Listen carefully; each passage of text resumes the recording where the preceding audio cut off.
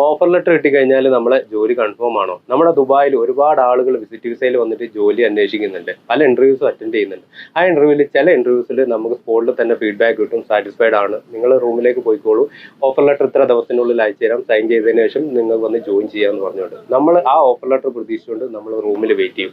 പക്ഷേ ഇതേ കമ്പനിയിലേക്ക് ഇതേ പോസ്റ്റിലേക്ക് തന്നെ പല ആളുകളും അറ്റൻഡ് ചെയ്തിട്ടുണ്ടാവും. അങ്ങനെ ഒരു പോസ്റ്റ് ഉണ്ട് എന്ന് പറഞ്ഞു കഴിഞ്ഞാൽ തന്നെ റെക്കമെൻഡിലൂടെ പല ആളുകളും കയറാൻ ശ്രമിക്കുകയും ചെയ്യും. നമ്മൾ വെയിറ്റ് ചെയ്യുന്നത് നോക്കാതെ കമ്പനീസ് ചിലപ്പോൾ റെക്കമെൻഡേഷനിൽ വരുന്ന ആളുകളെ ചിലപ്പോൾ അവിടെ സെലക്ഷൻ ചെയ്യാനുള്ള ചാൻസ് ഉണ്ട്.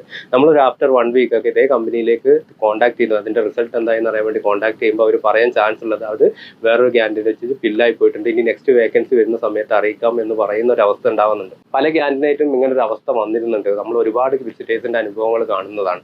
അപ്പോൾ നമ്മൾ ചെയ്യേണ്ടത് വിസിറ്റേഴ്സിൽ ഒന്ന് ജോബ് അന്വേഷിക്കുമ്പോൾ നമുക്ക് ഓറലി ഒരു റിപ്ലൈ കിട്ടിയത് കൊണ്ട് ജോബ് അന്വേഷിക്കുന്നത് അവിടെ നിർത്തരുത്. അതിന് പകരം നമ്മൾ ജോയിൻ ചെയ്യുന്നവരെ എവിടെയൊക്കെ ഇന്റർവ്യൂസ് ഉണ്ടോ അവിടെയൊക്കെ നമ്മൾ പോയിട്ട് മാക്സിമം ഇന്റർവ്യൂസ് അറ്റൻഡ് ചെയ്യണം. ഒരു ഓഫർ ലെറ്റർ കിട്ടുന്നവരെയോ അല്ലെങ്കിൽ ഒരു ജസ്റ്റ് ഇന്റർവ്യൂവിന്റെ സാറ്റിസ്ഫൈഡ് റിപ്ലൈ കിട്ടുന്നവരെ നമ്മൾ ജോബ് അന്വേഷിക്കുന്നത് നിർത്തി കഴിഞ്ഞാൽ നമ്മളെ ടൈം, കാരണം വിസിറ്റേഴ്സിന് ഒരു 1 മന്തോ 2 മന്തോ ഒക്കെ ടൈം ഉണ്ടാവും. ആ സമയത്തിൽ ഒരു ഇന്റർവ്യൂ കഴിഞ്ഞ് ഒരു 1 വീക്കോ 2 വീക്കോ ഒക്കെ നമ്മൾ വെയിറ്റ് ചെയ്യുമ്പോൾ അത്രയും സമയം നമ്മൾ പോവുകയാണ് ചെയ്യുന്നത്.